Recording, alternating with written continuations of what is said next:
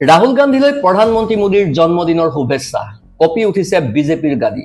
এয়া ক্ষমতা পৰিৱৰ্তনৰ পূৰ্বাভাস। প্ৰিয় দৰ্শক, যাক এবাৰ কোটি কোটি টকাৰ প্ৰপগেণ্ডাৰে পাপ্পু বনোৱাৰ অবিৰত চেষ্টা চলিছিল, আজি দুদিন পূৰ্বে সেই ৰাহুল গান্ধীক জন্মদিনৰ শুভেচ্ছা বাৰ্তা পঠাবলৈ দেশৰ প্ৰভাৱশালী প্ৰবল প্ৰতাপী প্ৰধানমন্ত্ৰীয়েও টুইটাৰ হেণ্ডেল খুলিবলগীয়া হ'ল। টুইট কৰি ৰাহুলৰ সৈতে নিজৰ ফটো ৰাজহুৱাভাৱে প্ৰকাশ কৰিবলগীয়া হয় কিৰেণ ৰিজিজুৱে।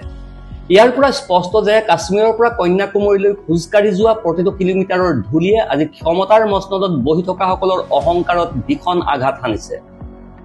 এইটো কেৱল এটা জন্মদিনৰ কেক কটা নহয়, এইটো দিল্লীৰ মসনদৰ বাধ্য হোৱা, এজন পুনৰুজ্জীৱিত অপৰাজয় জননায়কৰ জনপ্ৰিয়তাৰ সন্মুখত শিৰ নত কৰাৰ কাহিনী। প্ৰিয় দৰ্শক, আজি আমি ৰাজনীতিৰ সেই প্ৰকৃত ব্ৰেকিং নিউজৰ আঁৰত থকা কিছু কথা প্ৰকাশ কৰিম, যিয়ে শব্দৰ আঁৰত ক্ষমতাৰ সমীকৰণ সলনি কৰি আছে। প্ৰিয় দৰ্শক, অনুগ্ৰহ কৰি আমাৰ এই নিউজ ওৱান নৰ্থ ইষ্ট চেনেলটো ছাবস্ক্ৰাইব কৰিবলৈ নাপাহৰিব, কাৰণ আমাৰ এই নিউজ ওৱান নৰ্থ ইষ্ট চেনেলৰ দৰে প্ৰকৃত খবৰ আপুনি আন ক'তো হয়তো চাবলৈ নাপাব। টিভি চেনেলবোৰে এই খবৰ দেখুৱাবই নোৱাৰে, কাৰণ সেই চেনেলবোৰ চৰকাৰৰ ইচাৰাতহে চলে।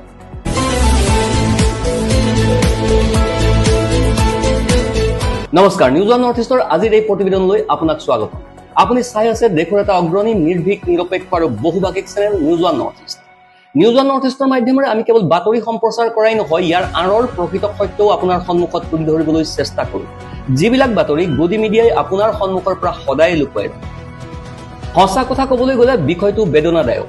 এই মুহূৰ্তৰ আটাইতকৈ ডাঙৰ ৰাজনৈতিক খবৰটো কি? ৰাহুল গান্ধীৰ ৫৬তম জন্মদিন। দেশজুৰি কংগ্ৰেছ কৰ্মীসকলৰ সীমাহীন উল্লাস। ৰাহুল গান্ধীক পৰশুৰাম সজাই গাখীৰ ঢালি পূজা কৰা নে লোকসভা নিৰ্বাচনৰ পাছত ওলাই অহা এক পুনৰুজ্জীৱিত বিৰোধী জোঁটৰ ৰণসংকাৰ? নহয়, ইয়াৰে কোনোটোৱেই আটাইতকৈ ডাঙৰ খবৰ নহয়। প্ৰকৃত খবৰটো লুকাই আছে এটা শুভেচ্ছা বাৰ্তাৰ আঁৰত। দেশৰ প্ৰধানমন্ত্ৰী নৰেন্দ্ৰ মোদীয়ে টুইট কৰি লোকসভাৰ বিৰোধী দলপতি ৰাহুল গান্ধীক জন্মদিনৰ শুভেচ্ছা জনাইছে। তেওঁৰ দীঘলীয়া আয়ু আৰু সুস্বাস্থ্য কামনা কৰিছে। শুনিবলৈ এটি অতি সাধাৰণ কথা, ৰাজনৈতিক সৌজন্যতা যেনহে লাগে, নহয়নে? কিন্তু বিগত কেইবছৰৰ ভাৰতীয় ৰাজনীতিৰ প্ৰেক্ষাপটত থিয় হৈ মই কম, এইটোৱেই এই সময়ৰ আটাইতকৈ ডাঙৰ পলিটিকেল ব্ৰেকিং নিউজ। কিয়? প্ৰিয় দৰ্শক, অলপ গভীৰভাৱে চিন্তা কৰক। বিগত এটা দশকত দেশৰ শাসন ব্যৱস্থা যিদৰে চলিছে, তাত ভাৰতৰ গণতন্ত্ৰ সম্পৰ্কে এটা ধাৰণা গঢ় লৈ উঠিছে। প্ৰধানমন্ত্ৰী আৰু বিৰোধী দলপতিৰ মাজত কোনো সুস্থ আলাপ হ'ব নোৱাৰে। সৌজন্যৰ কথাটো বহুত দূৰৰ। তেওঁলোকে ইজনে সিজনক সহ্যও কৰিব নোৱাৰে, ইজনে সিজনৰ ছাঁটোও দেখিব নোৱাৰে। সংসদৰ পৰা ৰাজপথলৈ সকলোতে এক চূড়ান্ত শত্ৰুতাৰ পৰিৱেশ সৃষ্টি হৈছিল। সুস্থ বিতৰ্ক বা দ্বিপাক্ষিক আলোচনাৰ সকলো পথ প্ৰায় বন্ধ হৈ গৈছিল। প্ৰধানমন্ত্ৰীৰ লগতে সংসদীয় মন্ত্ৰী কিৰেণ ৰিজিজুৱে এক্সত ৰাহুল গান্ধীক জন্মদিনৰ শুভেচ্ছা জনাইছে। তেওঁ আৰু এধাপ আগুৱাই গৈ শুভেচ্ছা বাৰ্তাৰ সৈতে নিজৰ সৈতে ৰাহুলৰ কেইবাখনো ফটোও পোষ্ট কৰিছে। কিন্তু আমি এইবোৰৰ আঁৰত আন এটা সমীকৰণহে দেখিছো। এই শুভেচ্ছা কেৱল সৌজন্যতাৰ খাতিৰতেই নহয়। ক্ষমতাৰ যি প্ৰতাপী অহংকাৰে বিগত এটা যুগ ধৰি বিৰোধীৰ অস্তিত্ব মচি পেলাব বিচাৰিছিল, আজি সেই ৰাষ্ট্ৰীয় ব্যৱস্থাই ৰাহুল গান্ধীক গণনাত ধৰিবলৈ বাধ্য কৰিছে। সংখ্যাৰ সমীকৰণ আৰু সলনি হৈ যোৱা ৰাজনৈতিক পৰিস্থিতিয়ে ক্ষমতাৰ মসনদত থকা মানুহসকলক ৰণকৌশল সলনি কৰিবলৈ বাধ্য কৰাইছে।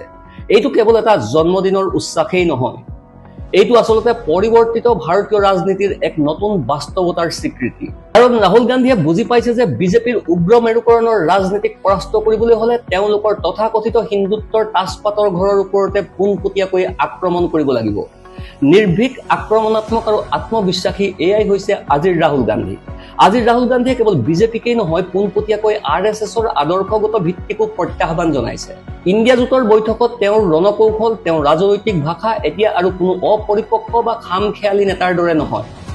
2004ৰ পৰা 2014 চনলৈ যাৰ গাত অপৰিপক্ক ৰাজনীতিবিদৰ লেবেল লগোৱা হৈছিল, 2014ৰ পৰা 2019 চনলৈ যাৰ প্ৰাপ্য কৃতিত্বখিনিও কাঢ়ি নিবলৈ ট্ৰল কৰা হৈছিল, আজি 2024ৰ পাছত RSS আৰু বিজেপিয়েও খুব ভালদৰে বুজি পাইছে যে ৰাহুল গান্ধী যিয়েই নহওক, ৰাহুল গান্ধীক বাবা বুলি কৈ উৰুৱাই দিব নোৱাৰি।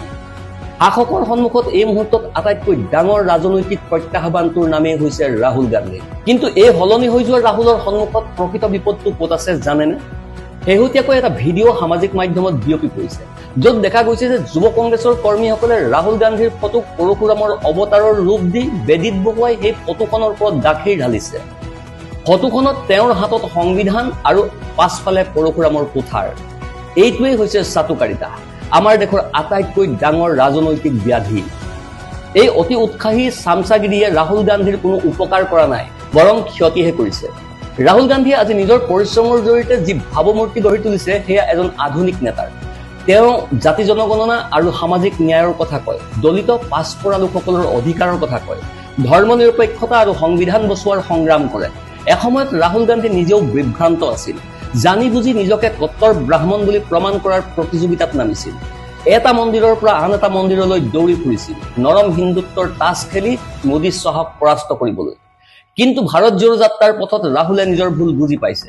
তেওঁ বুজিছে হিন্দুত্বৰ প্ৰতিযোগিতাত নামিলে মানুহে নৰেন্দ্ৰ মোদী বা RSSক এৰি কংগ্ৰেছক বাছি নলয়। সেইবাবেই ৰাহুল গান্ধী এতিয়া সকলো ধৰ্মস্থানলৈ যায়, কিন্তু ৰাজনীতিত ধৰ্মৰ পাখা খেল বন্ধ কৰিছে। তেওঁ আজি এজন ধৰ্ম নিৰপেক্ষ, প্ৰগতিশীল আৰু সামাজিক ন্যায় বিচাৰৰ প্ৰতীক।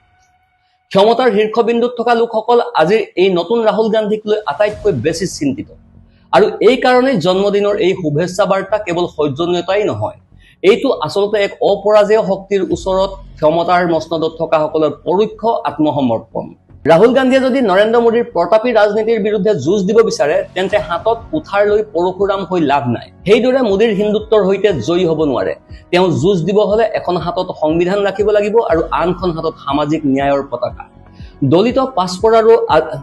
দলিত পাছপৰা আৰু আজিৰ যুগৰ এই জেন জি প্ৰজন্ম, যিসকলৰ চাকৰি আৰু শিক্ষাৰ দাবীত ৰাহুল যথেষ্ট সোচ্চাৰ হৈছে, তেওঁলোকৰ অন্তৰৰ ভাষা বুজিব লাগিব। এয়াই ৰাহুল গান্ধীৰ প্ৰকৃত শক্তি। ৰাহুল গান্ধীয়ে আৰু এটা ডাঙৰ পৰীক্ষা দিব লাগিব, সেইটো হ'ল মিত্ৰতাৰ ধৰ্ম পালন কৰা। আজি ওপৰৰ পৰা মিত্ৰতাক শক্তিশালী যেন দেখিলেও ভিতৰত কিন্তু প্ৰভেদ স্পষ্ট। মহাৰাষ্ট্ৰত উদ্ধৱ ঠাকৰেৰ শিৱসেনা ভংগ হোৱাৰ পথত, বংগত তৃণমূল কংগ্ৰেছ প্ৰতিনিয়ত অদৃশ্য আঘাতত ৰক্তাক্ত, তামিলনাডুত MK ষ্টালিন অসন্তুষ্ট।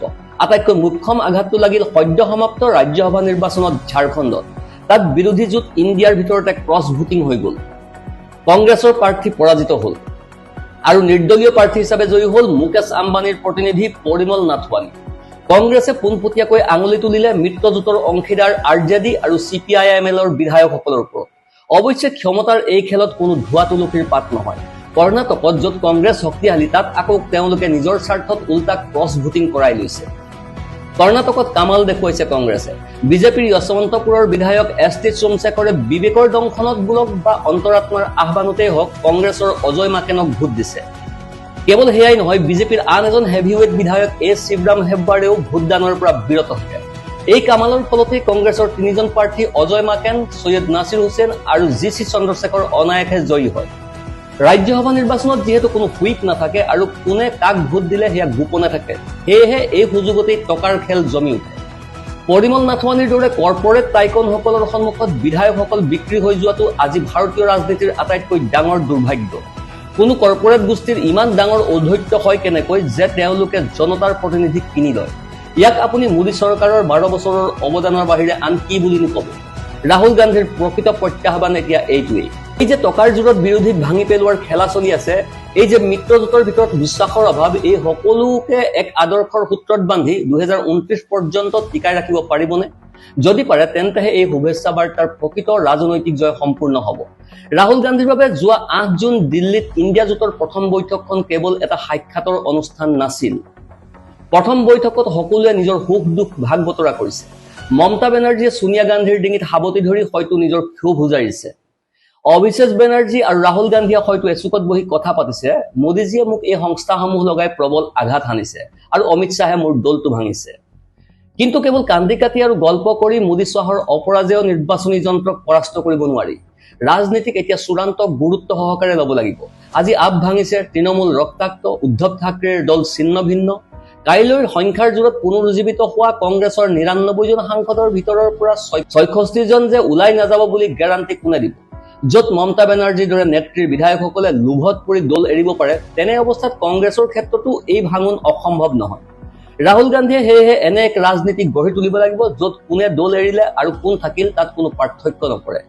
ৰাজনীতিটো এনেকুৱা হ'ব লাগিব, য'ত ৰাহুল গান্ধী বা মমতা বেনাৰ্জী অকলে থিয় হৈ থাকিলেও ভোট তেওঁলোকৰ সততা দেখি লাভ কৰিব, কোনো বিক্ৰী হৈ যোৱা বিধায়কৰ মুখলৈ চাই নহয়। আৰু এই বিকল্প ৰাজনীতিত ড্ৰয়িং ৰুমত বহি টুইট কৰি সম্ভৱ নহয়। ইয়াৰ বাবে ৰাজপথলৈ নামিব লাগিব, পুলিচৰ লাঠি ৰদৰ আঘাত পাব লাগিব, ৰক্তাক্ত হৈ চিকিৎসালয়ত ভৰ্তি হ'ব লাগিব, প্ৰয়োজন হলে মাহৰ পাছত মাহ জেলত থাকিব লাগিব। তেতিয়াহে জনতাই বিশ্বাস কৰিব যে এই নেতা আমাৰ বাবে মৰিবলৈও সাজু। ৰাহুল গান্ধীয়ে কোটাৰ পৰা ছাত্ৰ ছাত্ৰীৰ হৈ যি সংগ্ৰাম আৰম্ভ কৰিছে সেয়া নিঃসন্দেহে এক শুভ ইংগিত, কিন্তু ইয়াক এক যুক্তিসংগত পৰিণতিলৈ লৈ যাব লাগিব। প্ৰিয় দৰ্শক, শেষত ক'বলগীয়া এইটোৱে যে দিল্লীৰ ৰাজপথৰ পৰা ভাহি অহা এই এশাৰীৰ শুভেচ্ছা কেৱল কোনো ৰাজনৈতিক সৌজন্যতাই নহয়, এইটো এক অনিবাৰ্য বাস্তৱতাৰ ওচৰত আত্মসমৰ্পণ। মিত্ৰজোঁট ভাঙি দিয়াৰ খেলা চলিব, ইডি চিবিআইৰ ঘেৰাও চলিব, কৰ্পৰেটৰ টকাৰ পাহাৰে হয়তো বাৰে বাৰে চিৰপৰিচিত অংক ওলোটাই পেলাবলৈ চেষ্টা কৰিব, কিন্তু ৰাজপথৰ ধূলিৰ মাজত যি নেতা ভাৰতৰ সাধাৰণ জনতাৰ হামচকৰ হৈ উঠিছে, তেওঁক আৰু ড্ৰয়িং ৰুমৰ ষড়যন্ত্ৰৰে বন্দী কৰি ৰখাটো অসম্ভৱ। 2029 চনত দিল্লীৰ মসনদ কাৰ দখললৈ যাব সেয়া ভৱিষ্যতে ক'ব, কিন্তু ক্ষমতাৰ মসনদত আজি যি কম্পন আৰম্ভ হৈছে সেয়া স্পষ্ট। মোদীৰ এই শুভেচ্ছা কি? হয়তো এক নতুন ধুমুহাৰ পূৰ্বাভাস। উত্তৰ দিব সময়ে। ভিডিঅ'টো ভাল লাগিলে লাইক কৰিব, চেনেলটো ছাবস্ক্ৰাইব কৰিবলৈ নাপাহৰিব। Bureau' report, news one north east.